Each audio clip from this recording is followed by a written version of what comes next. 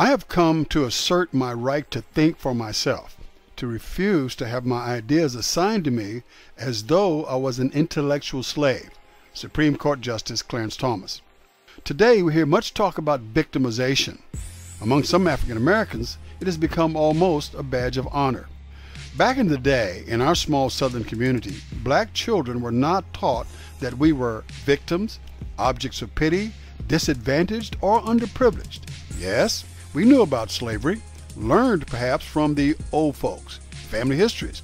My great-grandfather Ben Kinchlow was born a slave.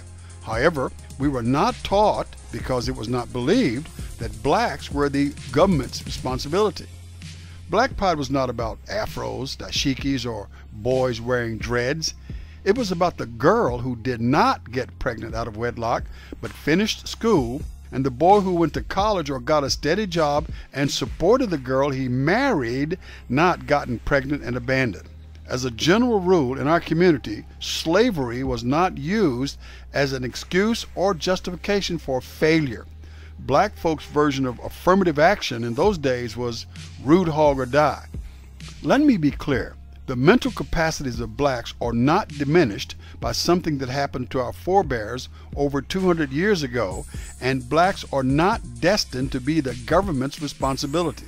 Some so-called civil rights leaders assert incessantly that it's the government's fault. White racism is the cause. Entitlements are your civil right.